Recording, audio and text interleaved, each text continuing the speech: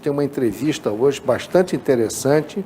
Hoje eu estou recebendo em Dossiê História uma pessoa muito especial, uma pessoa que me honra muito recebê-la aqui. Ele é um ator há 25 anos, tendo representado em vários palcos no Brasil, na América Latina e até na Europa. Participou de várias novelas e minisséries da Rede Globo, como JK, Amazônia, Beleza Pura. Ele foi chamado pelo Globo de o Mil Caras do teatro brasileiro, fatalmente pela versatilidade que ele tem nas suas representações e nos personagens que ele interpreta. Ele foi laureado com vários prêmios por sua arte cênica. Está há 10 anos em cartaz com a sua consagrada peça D. Pedro I. O nome dele é John Vaz e seu atual espetáculo já rodou por esse Brasil todo, Espanha, Portugal e América do Sul, inclusive em Petrópolis, mas está de volta agora a Petrópolis, dia 9 de maio, será apresentado novamente no Teatro Santa Cecília a partir de 20 horas e 30 minutos. Além de ator, é historiador e jornalista, é maçom, é carioca e, sobretudo, é vascaíno. Atleta do clube, foi até, não só torcedor do Vasco, como foi atleta do clube no basquete. Muito boa noite, meu amigo John Vaz. Satisfação grande em recebê-lo. Tá? Microfones e câmeras à sua disposição para as suas palavras iniciais. Gostei do vascaíno, foi minha surpresa. Eu também. Apesar de que ontem levamos uma surra, né? Mas você sabe que eu gostei dos 4-0? Eu não vi o jogo. 2 gols foram roubados, né? Disseram que o primeiro foi irregular. O último também. Porque o Sassá empurrou por trás o Mas nosso pior que o zagueiro. Vasco seja, sempre ganha do Flamengo. Então, é verdade, é verdade. Tá tudo bem, né? Mas nós estamos passando por uma crise braba, né?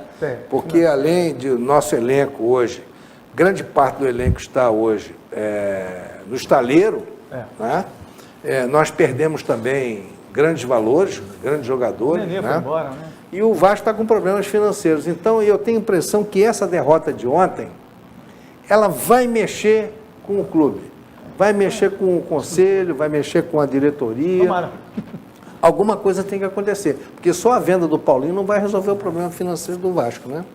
Verdade. Mas muito bem, vamos falar aqui de John Vaz, vamos falar aqui de D. Pedro I. De volta a Petrópolis. Né? De volta a Petrópolis. E aí, como é que você está vendo essa nova, essa reentrée em Petrópolis? Estou feliz de comemorar, não foi nada programado. Sei. Eu atingi uma marca de 10 anos de um espetáculo em cartaz e foi surpresa para qualquer pessoa. Né? E para quem trabalha nas artes cênicas, porque não foi assim, é um espetáculo que eu faço há 10 anos, aleatoriamente, não. Todo ano eu tenho 10, 12 espetáculos que eu faço em 12 cidades diferentes. Foram 88 municípios, mas muitos municípios eu repeti. Por exemplo, São Paulo foram 20 e tantas vezes em municípios, e desses 20 e tantos municípios, 10 deles pelo menos eu repeti mais de uma vez. Então foram muito mais de 100 apresentações pelo país inteiro com esse espetáculo, e foi uma grande surpresa. E tudo começou aqui, no Teatro Municipal, que é lindo, né? Infelizmente não pôde ser agora porque está em obra. Então, e vai ser apresentado no Santa Cecília. E quem trouxe esse espetáculo na época, quem roubou da Prefeitura do Rio esse espetáculo, foi o Amaral e a Aninha, da Secretaria de Educação. Porque esse espetáculo nasceu... O Amaral que está aqui. Está ali, escondendo da gente ali.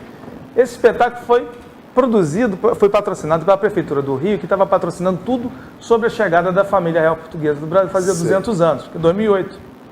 E o prefeito era o César Maia. Ele deu o patrocínio para a peça para fazer para os alunos do município. Aí o Estado também quis e o Pedro II também quis. E aí eu fiz para 6 mil alunos. Só que eu fiz em sala de aula, em quadra. Então não foi num teatro. Aonde que foi realmente a estreia, num teatro, com um público grande, não sei o que, foi em Petrópolis. Então, quem roubou da Prefeitura do Rio o espetáculo para cá, levou, foi uma maravilha. Então, praticamente, a estreia foi aqui, em Petrópolis, como teatro. Um teatro, né? lindo, né? E a partir daí você, então, foram 1.200... passou a desenvolver como espetáculo teatral. Começou com escola. Aqui foram para 1.200 alunos. Saiu daqui, eu fui fazer no Colégio Marista, em Brasília. 2.500 alunos lá. Fiquei uma semana em Brasília fazendo a peça lá, na Asa Sul. E depois dali eu saí para o Colégio Itajaí, que é um colégio de freiras. Colégio, esqueci o nome, em Itajaí. Me falha agora o nome, Santa...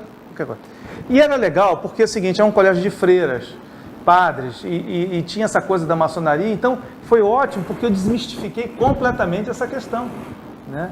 Porque por elas terem me recebido, Colégio São José, é um colégio tradicional em Itajaí, fica em frente ao porto, um lugar muito bonito. E dali eu fiz em outros maristas, eu fiz no Sagrado Coração de Maria, eu fiz em outros colégios, aí que a maçonaria começou a descobrir que a coisa estava acontecendo, começou a chamar, e a Ordem de Bolé, que é uma ordem paramaçônica juvenil dos meninos, isso, eles começaram a chamar também para os congressos estaduais que eles faziam, e aí a gente começou então a fazer esse espetáculo para as ordens, e muitos prefeitos que eram maçons, ou vice-prefeitos que eram, também passou a trazer o espetáculo para os seus municípios, é o caso lá de Corumbá, e para fazer aberto ao público. A prefeitura comprava o espetáculo e apresentava gratuitamente. Aí foi uma quantidade absurda de plateia, né? E aí a coisa pegou, funcionou. São 10 anos de apresentação desse espetáculo. Por causa dessa peça do Dom Pedro I, eu estreiei em 2010 uma outra sobre Jacques de Molay e o fim da Ordem dos Cavaleiros Templários, uma aula de história medieval. Por causa do sucesso de ambos, em 2014 eu estreiei a Inconfidência, a Revolução Francesa até a Conjuração Mineira. Inclusive tem apresentações agora em Ouro Preto para poder fazer mês que vem. E por causa do sucesso dos três, eu estou entrando no 4º espetáculo, que aliás começou no dia 1º de maio, agora o primeiro ensaio, para estrear em agosto, dia 18 e 19, no Teatro Cerrado, que é o 7º Selo de Bafomé, que é um espetáculo sobre mitologia e sobre as origens da maçonaria e a questão do mito. Então, são 4, por causa de Dom Pedro, são 4 espetáculos que eu vou estar em turnê, todas elas aulas de história, que a gente tanto gosta. Né? Agora, eu te pergunto o seguinte, você é ator de origem, né? E como é que entrou a história, porque você é historiador e jornalista também, como é que entrou a história e o jornalismo na sua vida? Eu fui jogador do Vasco. Meu pai foi vice-presidente do Vasco e eu tive minha história lá. Eu joguei futebol de salão, depois eu passei para o basquete, fiquei lá até sair com rompimento de ligamentos e tal, não sei o quê, e eu decidi entrar no teatro. O jornalismo entrou por uma questão de que eu tinha que escolher alguma coisa porque minha avó queria que eu me formasse em alguma coisa. Então aquela coisa de que você faz para poder agradar os pais, né? E aí eu fiz jornalismo, exerci, mas eu já era ator, né? Ainda foi isso em 97, eu já era ator profissional em 95. Eu exerci escrevendo em revistas de cultura, a revista Estação Zona Sul, lá no Rio, mas eu já estava atuando. E a história entrou, mas já era diretor do Museu da República, do Teatro Museu da República, eu assumi lá em 99, até a mãe do Sérgio Cabral, aquele que está preso, assumir a direção do museu e acabar com tudo que tem de bom lá. Eu tive que sair também, isso foi em 2007, né? 2007 por aí. E nesse período, como eu estava trabalhando dentro do Palácio do Catete, e eu pude interpretar lá o JK, por exemplo, nos 100 anos de Juscelino Kubitschek, em 2002, eu fiz o espetáculo dentro... Foi uma minissérie também, não foi? Antes da minissérie, eu fiz o JK no teatro, um espetáculo chamado Por que Construir Brasília? E ele era dentro do Palácio do Catete, itinerante. Ele começava no salão ministerial e ia para o saguão principal do palácio, e o espetáculo acontecia dentro... E você fazia o papel do JK, era um monólogo. Era uma coisa, aconteceu uma coisa muito interessante. No final do Museu da República, que hoje é o Museu da República, o JK mandou construir umas casas para os antigos trabalhadores do palácio. Sim. Desses anos todos sobrou uma pessoa.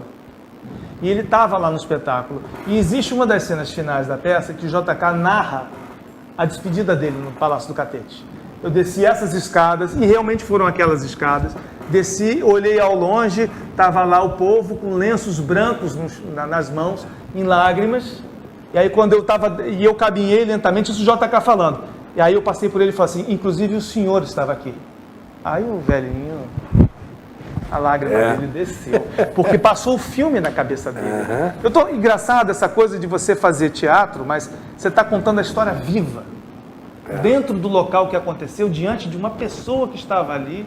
É uma coisa, chega uma hora que você meio que confunde as duas coisas. É lindo. É interessante, É lindo. Aí eu te pergunto o seguinte, vamos voltar aqui sobre o espetáculo Dom Pedro I. Nosso programa, basicamente, é um programa que ele se envereda pela história do Brasil, mas aqui também a gente vai longe, vai em outras fronteiras também, a história universal. Mas damos muito enfoque à história do Brasil, ao Primeiro e Segundo Império. Esse espetáculo, você que produziu, você é o produtor e a direção é sua, o espetáculo. Desde que eu comecei no teatro, com Rubens Corrêa, lá no Teatro Ipanema, ele me ensinou isso. Nunca dependa de ninguém, nunca trabalhe para ninguém, e nunca dependa de governo. Aposte em você mesmo. Se você achar que você tem talento, tem condição, você está sendo bom naquilo que você está fazendo, então aposte com tudo que você tem. Foi o que eu fiz. Os 10 primeiros anos da minha vida, absolutamente, trabalhei sem ganhar absolutamente nada. Foi muito difícil. Muito difícil. Mas eu não esmoeci. Eu apostei, e aí veio. Com o tempo. Pegou o teu lugar. Veio com o tempo. Veio as novelas, veio assumir a direção do Teatro Museu da República, veio a turnê enorme que eu estou fazendo, com 4 espetáculos. Então, assim, valeu a pena. E como é que foi o formato que eu criei para poder fazer essa turnê? Essa minha turnê toda cabe dentro de uma mala desse tamanho, Dom Pedro I, por exemplo. Eu chego na sua cidade e pego 10 pessoas da plateia, visto elas, ensaio, faço uma coreografia com ela meia hora antes do espetáculo começar e eu já tenho meu corpo de figurantes. Chego na sua cidade de manhã no teatro, pego o iluminador local, o sonoplasta local, faço um ensaio técnico com eles e o espetáculo acontece. Então, assim, sou eu dentro de uma mala. Tudo é produzido no local. Por exemplo, o espetáculo Bafomé tem escudos, tem lanças, etc. Todo eu não posso levar isso dentro de uma mala. Mas eu posso fazer isso na sua cidade. Eu chego 2 dias aqui antes, começa a produção com papel machê, produzo as coisas aqui e está tudo pronto. E vou embora e deixo lá. Você entende assim? Então, eu tive que criar um formato em que eu pudesse viajar, fazer os espetáculos e que isso fosse de uma forma rentável e viável. Porque, por exemplo, escola ou a própria maçonaria não pode contratar uma equipe de 10, 12 pessoas para vir fazer o espetáculo aqui. O custo de passagem, hospedagem, alimentação, e essas pessoas vão receber o quê? Nada.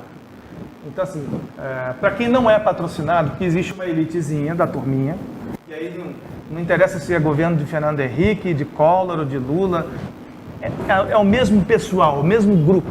Muda governo, entra governo, é o mesmo pessoalzinho que está lá recebendo das coisas do governo, todos os mamando nas tetas. Todo mundo. Não adianta. Cultura e do o Brasil, resto fica alijado do processo. Achar uma forma de poder viver, é verdade. Não vai, a coisa não funciona. Então foi um formato que deu certo, está dando certo. Então eu estudo, por exemplo, Dom Pedro I foi 1 ano de estudo. Já em Confidência e o 7º Museu de Bafomé foram 1 ano e meio, quase 2 anos de estudo. Então o estudo o que é? É pegar todos os livros sobre aquele assunto e separar o que é especulação e o que é fantasia do que é uma questão histórica baseada num critério de metodologia científica. Logicamente que existe a ficção, né? Mas que a ficção seja muito clara, mas que o conteúdo seja o mais próximo da verdade possível. Eu, por exemplo, não gosto de trabalhar ficção. E quando eu trabalho ficção, eu mostro que é muito claro que aquilo é ficção. Entendeu? E essa é uma preocupação que eu tenho. Mas você tem que colocar no fato real da história, para você montar o enredo, tem que colocar alguma coisa de ficção, ou pelo menos romancear, né? Mas eu deixo isso claro. Você não vai ser enganado. Eu não vou dizer para você que isso aqui é verdade, se eu não tiver calçado numa verdade científica, por exemplo. É como você estava falando agora há pouco, a história muda, vai mudando. Por exemplo, eu tinha acabado de escrever o texto sobre a Inconfidência, eu estudei tudo sobre a Revolução Francesa, Iluminismo e a Conjuração Mineira e Baiana, para poder fazer o paralelo. Então eu estava numa livraria no Rio, quando foi lançado o livro de Tiradentes, do historiador Kenneth Maxwell, um inglês. E ele vinha com informações bombásticas, assim, de última hora. E eu já tinha fechado o meu texto, eu estava com estreia marcada. Então, quando eu peguei o livro dele e li, que quando o Traíra... Joaquim Silvério dos Reis. Falou com Barbacena sobre a conjuração, o Barbacena já tinha suspendido antes a derrama. E o Keynes achou o documento com a data. Existe a data do Joaquim Silvério delatando e existe a data da suspensão da derrama. O que reforça a ideia de que o Joaquim Silvério, se tivesse uma revolução, ele estava bem. Mas se não tivesse, ele seria preso não só como sonegador de imposto, que ele era o maior de todos, mas também como um traidor da coroa portuguesa. Então ele fez a jogada somente para poder se livrar. Ele não tinha nenhum compromisso ideológico com ele, ele era um coronel, né? Das tropas regulares, dos dragões. Então, assim, coisinhas... Na verdade, ele ficou com medo, né? Coisinhas que vão surgindo. A morte de Cláudio Manuel, que eles disseram que foi suicídio com a corda do próprio sapato. Sabe-se que apagou o arquivo, né? Porque o contratador, ele foi preso dentro da casa do contratador de diamantes de Ouro Preto. O Cláudio Manuel sabia da participação do contratador na Revolução, na Inconfidência. E ele ia falar, entendeu? Então o Barbacena, ele fez o interrogatório em cima de Cláudio Manuel antes dos juízes da Devassa virem do Rio para cá. E quando os juízes chegaram, Cláudio já estava morto. Não abriu a boca sobre o contratador. Foi apagado. E o contratador ameaçou o Barbacena dizendo, se você abrir o bico, eu conto que eu pago propina para você. Então, e os autos da Devassa, você sabe que eles estão incompletos, né? Algumas páginas foram arrancadas. Uma leitura muito difícil, né? Rebuscadíssima, mas você consegue tirar muita coisa desse espetáculo, foi tirado do espetáculo Inconfidência. Foi tirado, já Dom Pedro não, Dom Pedro é outro papo. Dom Pedro, isso que eu queria até que você Dom depois... Pedro, quando surgiu a ideia de fazer, eu queria fazer uma coisa diferente, eu queria fazer uma coisa que ninguém fez. Tudo que se fez sobre Dom Pedro I, que eu assisti em cinema, teatro, muita coisa de literatura, foi explorando a questão do deboche em cima da figura dele. Principalmente da figura sexual dele, com Marquesa de Santos e todas as mulheres do mundo. Todo mundo foca muito nisso.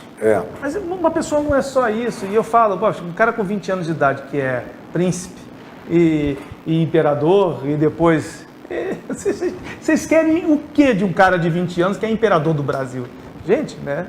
E que foi criado aqui nas ruas do... Existe um livro junto com os escravos, junto existe com um livro povo na da rua. Isabel Lustosa, que é minha amiga, historiadora das grandes, e ele diz que foi o primeiro carioca que surgiu, porque ele era malandro, ele roubava na cozinha, ele se enrolava com os meninos. Ele era popular. Ao contrário do Miguel, que foi criado para ser a realeza. Namorava as escravas, ele tinha os amigos dele, eram populares. Né? Então eu fui ao Grande Oriente Lusitano, em Portugal, e lá eu fui recebido pelo grão-mestre da maçonaria de lá, José Maria da Graça.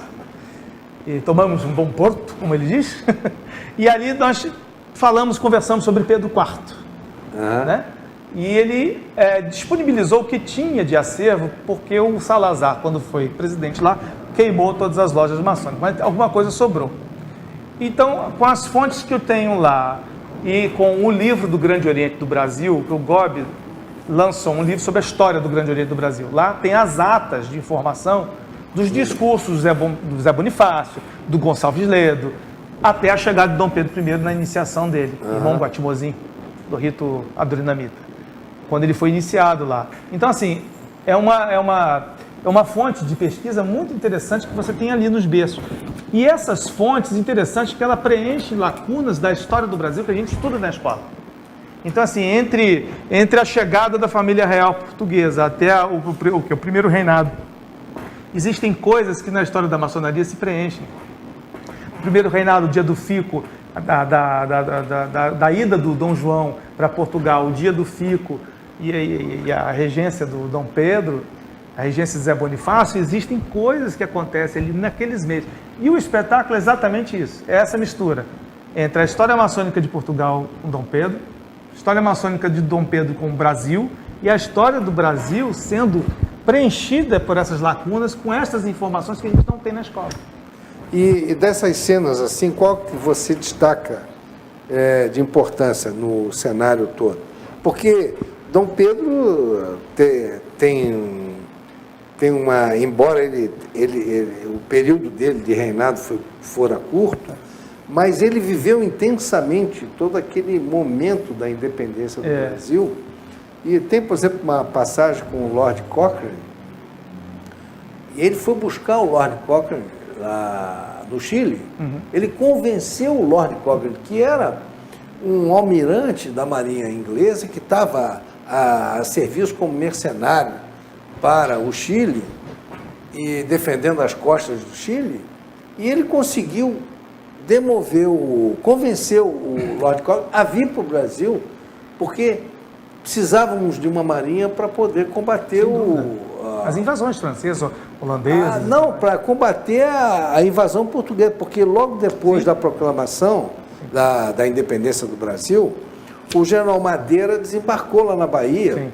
E havia uma esquadra portuguesa que alimentava, municiava essas tropas internas no combate. Foi um ano que teve de massacre na Bahia, né? Foi. O lugar que mais demorou. Foi uma guerra violenta. Foi no Nordeste. Que pouca gente conhece, porque todo mundo diz, não, aquela guerrinha não foi para valer. Foi um massacre mesmo. Inclusive no Piauí tem a Batalha do Genipapu, que morreram em poucas horas 500 pessoas ali. Porque o brasileiro não estava armado. Eles estavam com canhões, com cavalos e tudo mais. Né? E o Brasil estava dividido, por isso que nós somos um império, porque o Piauí, o Maranhão, era pró-Portugal. Sim. E foi exatamente o Lord Cochrane e o Sul, né? Que queria com a personalidade do Dom Pedro. Você vê, um homem consagrado, um homem que lutou naquelas batalhas lá. O Lord Cochrane lutou nas guerras napoleônicas, né? Ele era um homem famoso, conhecido. Um almirante experiente. E ele conseguiu convencer o Lord Cochrane. O Lord Cochrane veio, montou a flotilha brasileira e eles saíram cercaram a frota portuguesa. Se eles não tivessem tirado a frota portuguesa dali das costas da Bahia, que municiava as tropas portuguesas em terra, nós não iríamos ganhar, nós teríamos perdido o Brasil dali para o norte. Verdade. O Brasil acabaria na Bahia. Verdade. Ali e para o norte ele repetiu uma colônia esse feito portuguesa. Depois, né? Quando ele vai para a França. E tem mais um detalhe, eles conseguiram derrotar a frota portuguesa e o almirante Taylor, que era uma pessoa também da equipe do Lord Cochrane, o almirante Taylor foi perseguindo a frota portuguesa até a costa, até a entrada de Portugal, do Tejo. Tipo, sai daqui. Eles foram lá policiando e fiscalizando para ver se realmente iria. E essa mesmo, ele repetiu essa dose quando ele foi embora para a França destronar Miguel. E aí, você estava falando sobre a questão do Dom Pedro, eu li um livro chamado As Mil Faces do Herói, Joseph Campbell, falando da questão da origem do herói, né? E você olhando a história de Dom Pedro, você vê que a trajetória dele foi típica do herói brasileiro. E o que Joseph Campbell chama de herói, comparando, por exemplo, Moisés e outras figuras conhecidas, é aquele que tem uma partida, uma realização, e ele consegue completar o ciclo fazendo o seu retorno. Então, Dom Pedro sai de Portugal, vem para o Brasil e exerce uma série de etapas, conquistas de etapas. Ele abdica, ele mostra completo desinteresse da vaidade, ele abdica a coroa brasileira, manda para o filho de 5 anos. Ele parte tísico, com um pulmão só, com 4 costelas quebradas, com sífilis, ou seja, todo ferrado. Ele parte sem título, porque ele também abdicou a coroa portuguesa. Ele não quer mais ser rei, não quer mais ser imperador, ele não era nada, ele só é um duque. É completamente problemático de saúde. Mas ele vai para a França, ele compra 3 navios e maqueia os navios, para torná-los mais maiores, mais impressionantes, para que as pessoas ficassem mais com medo. Ele consegue contratar 3.000 soldados. Ingleses, né? E só que o irmão dele tinha 80 mil. Mas acontece que a grande diferença, e aí que entra a história do almirante, é que o pequeno exército de Dom Pedro era cheio de general de guerra, pessoas inteligentíssimas, estrategistas. E a turma do Miguel, que tinha 80 mil soldados, não tinha nem estudo primário. Eles eram simplesmente pessoas que estavam ali, com qualquer coisa. Viviam na corte, né? Então, assim, tanto é que quando houve a invasão de Dom Pedro, com seus 3.000 exército brancaleone dele, ele consegue tomar o Porto. Ele não encontra resistência nenhuma. Quem conhece Portugal sabe que o Porto fica bem no norte, né? Lisboa muito para cá. No caminho, ele não só tem o apoio da Igreja Católica, da própria maçonaria, que foi fechada em Portugal pelo Miguel, como também os próprios soldados que estavam nas guardas das cidades em volta, entraram, porque enxergaram em Dom Pedro como uma espécie de legalista. E ele foi quase que morrendo, liderando, tanto é que quando ele chega às tropas de Lisboa, com as tropas inglesas, e aí já com o corpo português em torno dele, ele sitiou Miguel. E aí o que acontece, a coisa mais curiosa, o Miguel sai fora, ele empossa a filha Maria da Glória, vai na loja maçônica em Portugal, que é o espetáculo, e morre uma semana depois. Quer dizer, ele morre onde ele nasceu, ele morreu na mesma cama, no mesmo quarto, que inclusive é todo de papel de parede lá em Sintra. Eu fui lá, com temas de Don Quixote. Então ele partiu, realizou em 2 mundos. Aliás, dizem que ele é um homem que tinha tudo na vida dobrado. 2 coroas, Portugal e Brasil, 2 nações. Só as mulheres que não, porque ele teve muitas. Muitas. Teve muitas. Teve muitas. Mas você sabe que ele sofria de priaprismo, né? Ele tinha várias problemáticas. Priaprismo, que é uma doença que o membro fica enrijecido permanentemente em função do sangue. Aliás, uma doença perigosíssima, que pode até dar gangrena no local. Não é nada assim alvissareiro, né? Mas ele tinha esse problema. Então ele precisava ter um exercício sexual muito ativo.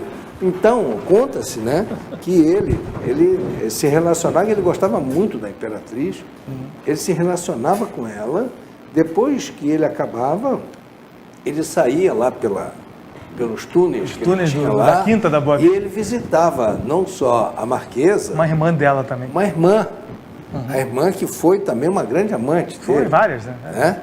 E inclusive deu uma briga, a Marquesa quase matou a irmã, né? Verdade. E ele...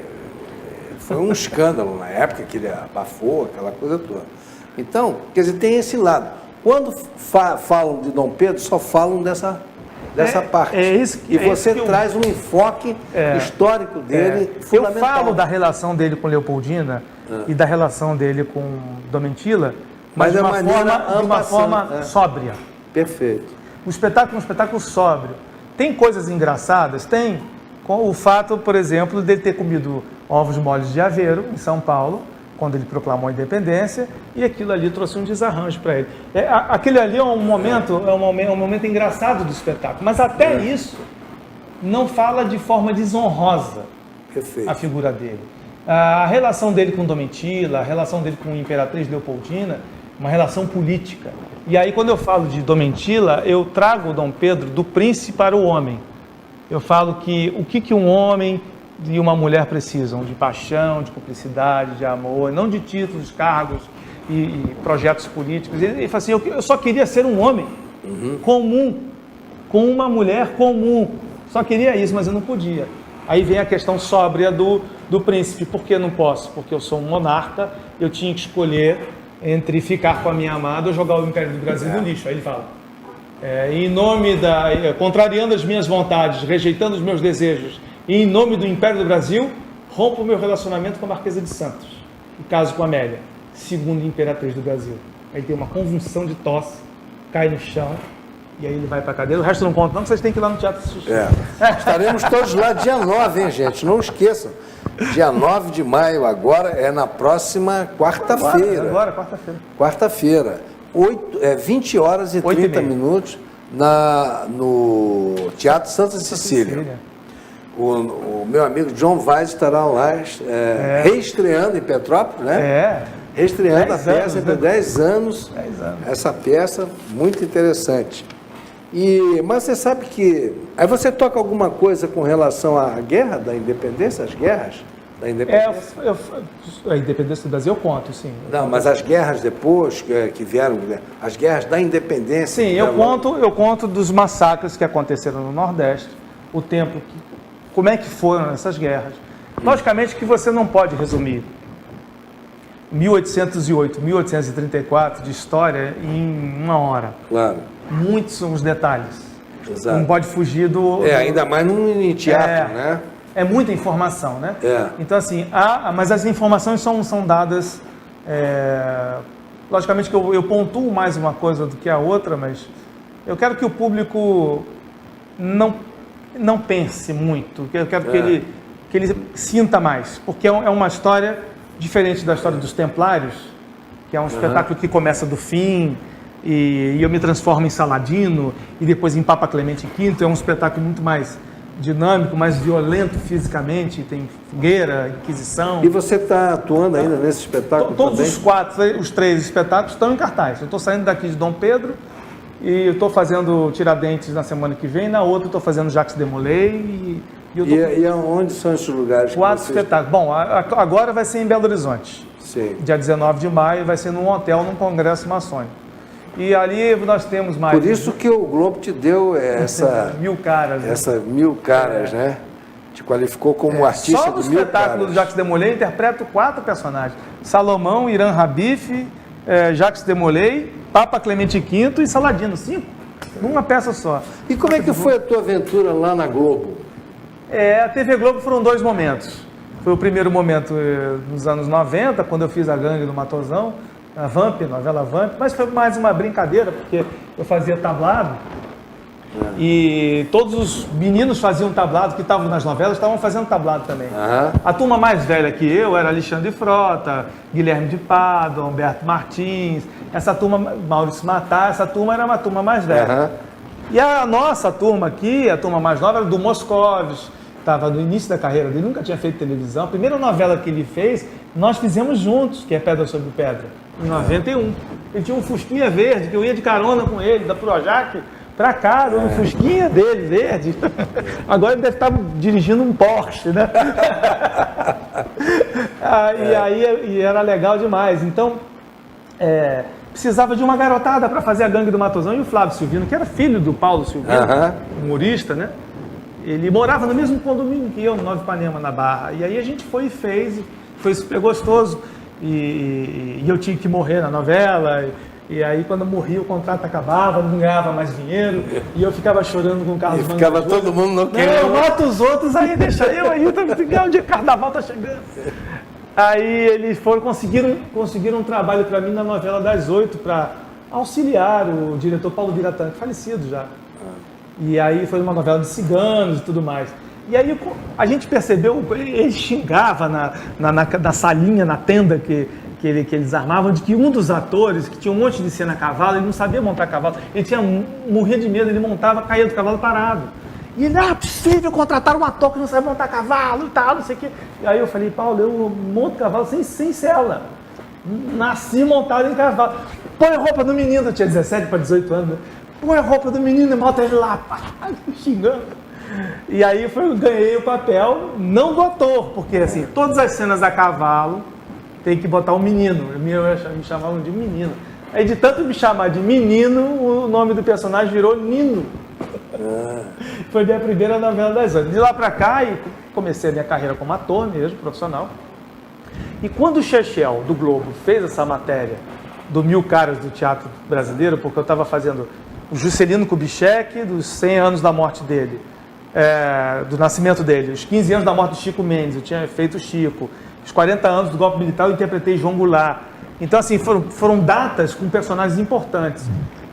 O Chechel fez essa matéria e aí estourou. Aí a Globo me chamou, a Maria Adelaide Amaral, viu que eu estava em cartaz fazendo João Goulart, e ela me chamou para fazer o mesmo João Goulart na minissérie dela, que é a JK, com Zé Wilker. Maçom. Zé Wilker? Então, assim, o Zé fez, aliás, uma figura fantástico, ele é um grande. Ele e o Paulo Goulart junto, a gente ficava em Brasília, hospedado nos hotéis, e assim, um café da manhã com o Paulo, com ele, Paulo Goulart era assim, horas.